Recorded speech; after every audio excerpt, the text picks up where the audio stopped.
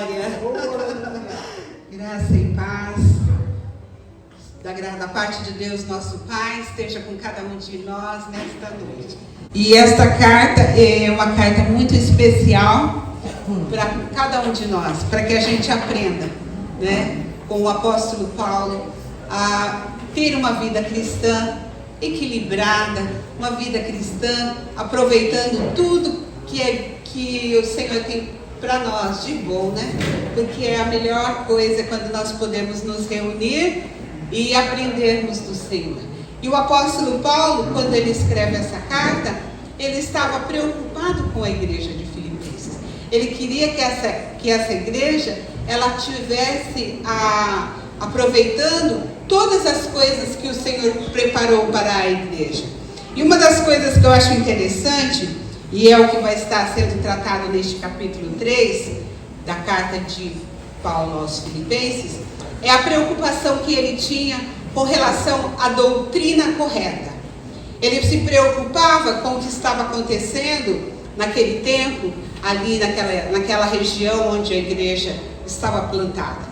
Porque no começo, vocês ouviram falar que na igreja, na região de Filipos, não tinha uma sinagoga, né? Porque não tinha judeus suficiente para ter uma igreja. Para que tivesse uma igreja, era necessário, para que tivesse uma sinagoga, era necessário ter 10 anciões para dirigir esta sinagoga.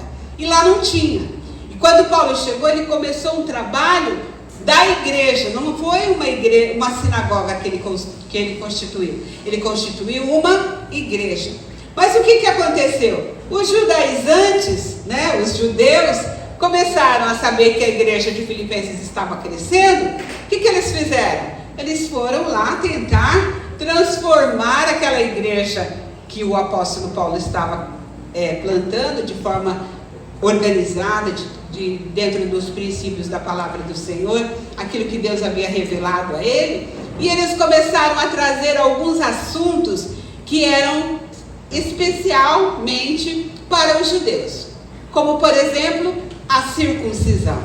Eles chegaram e falaram assim: olha, agora para vocês serem participantes da igreja, vocês também precisam fazer a circuncisão, que era o costume dos judeus do tempo do Antigo Testamento. Era um costume, era uma forma de eles estarem dizendo: eu sou um judeu, eu participo deste grupo de pessoas.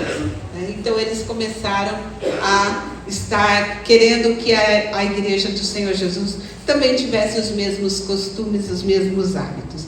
E é então que nós vamos estar falando nesta noite o que o apóstolo Paulo ensina. E nós vamos estar lendo o versículo-chave. O versículo-chave é sempre um texto que marca a trajetória do texto que nós vamos estar meditando. Então, o versículo-chave. Vamos lá? Qual que é o versículo? Vamos falar juntos? O que houver, meus irmãos, alegrem-se no Senhor. Este texto bíblico, o apóstolo Paulo, é o primeiro texto que está neste capítulo 3. Haja o que houver, independente de qualquer situação, alegrem-se no Senhor. E é um desafio para nós também, independente de qualquer coisa que você esteja passando, alegre no Senhor. Uma das coisas que a gente sempre ouve falar quando estamos lendo a carta de Paulo aos Filipenses é que esta é a carta da alegria, né? E a palavra alegria, ela é colocada neste texto da carta do apóstolo 16 vezes.